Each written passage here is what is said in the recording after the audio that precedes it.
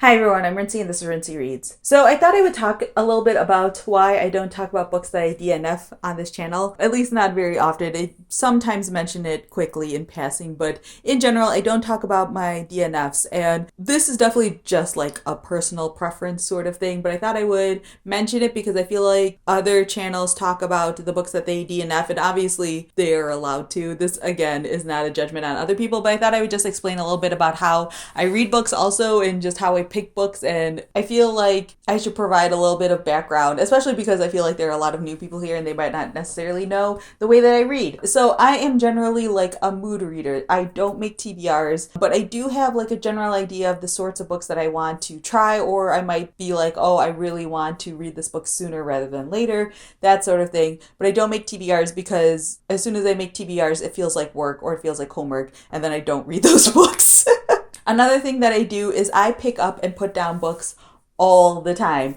So the reason why this is sort of at like the top of my mind is because in the past week, before I started reading Pachinko, I picked up and put down like 3 or 4 different books over the course of like a week. I would pick one up, read like anywhere from like 20 to 50 pages and be like, holy cow, this is not working for me. And then I would just put it down. And a lot of times these are library books. The great thing about having access to a great library is the fact that I feel no regrets whatsoever about DNFing books. DNF stands for do not finish, by the way. So when I DNF a book, it means that I'm not going to finish it. I'm just going to put it down and put it away. And usually when I DNF a book, like 90% of the time, it means that I'm just going to get rid of that book. I'm not particularly a fan of like keeping books around that don't interest me. And so once I've given a book a try, I almost always know that I'm probably not going to give it another chance later. There are so many books out there. It's really hard for me to keep books around that I'm not interested in, or to keep trying with books that I'm not interested in. And I am very much aware of the fact that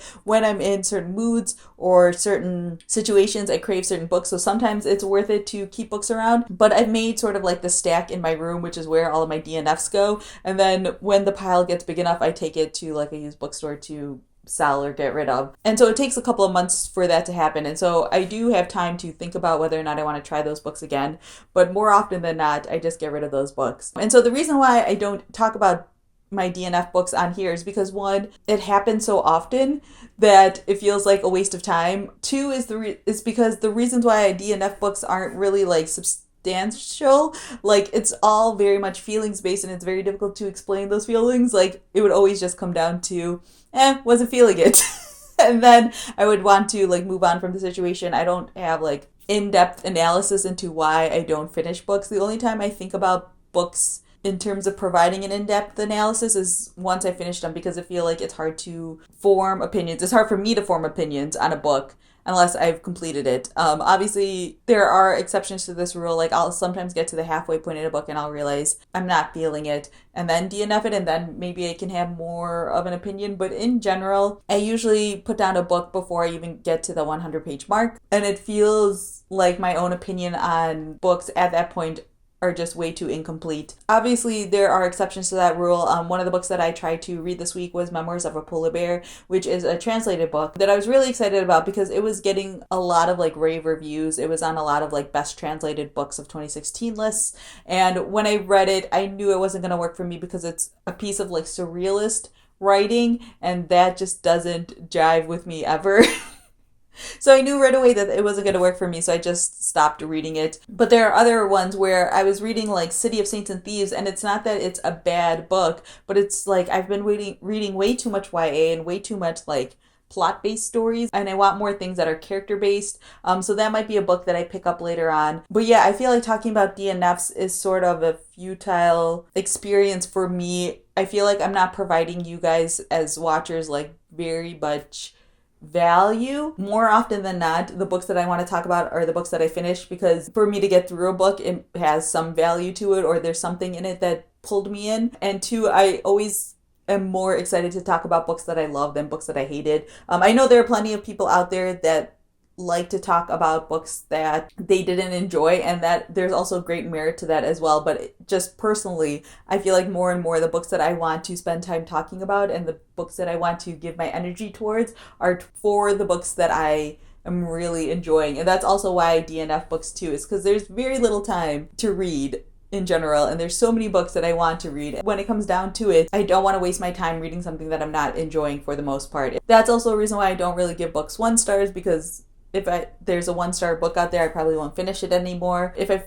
give a book 2 stars, there's obviously still some merit to it because I was able to finish the book, but I just didn't enjoy it for whatever reason. Like I gave Patron Saint of Liars 2 stars recently, I believe. So yeah, hopefully that was slightly coherent and helpful for people. So let me know down in the comments below what you guys think of this. Do you guys DNF books? I know there are so many people out there who are 100% completionists. I applaud you, but I do not have time for that. 2, if you DNF books, do you rate? I don't even rate them on Goodreads. So do you put it on Goodreads? The only time I put DNF books on Goodreads is because if I have marked it as currently reading and I get substantially through it. I recently marked Zadie Smith's Swing Time as DNF and explained why I DNF'd it in there. And the reason why that's sort of the exception is because I spent so much time with that book and I had a really good reason for DNFing it. 99% of the time, I don't put a book on Goodreads until I know that it's a book that I'm enjoying. So usually I wait a day or 2 before I put a book on Goodreads, and I make sure that it's a book that I'm most likely going to finish, just because I think it's a pain in the butt to add books to Goodreads and then a day later to remove them, because I know people are checking out my feed. And so I feel like it's just a waste of energy to have to go in and add books and remove books all the time, especially when I'm in those moods where I can't really find what I want to read. So yeah, leave a comment down below letting me know what you guys do, how you handle DNFs. So yeah, that's all I have for now, and thanks for watching.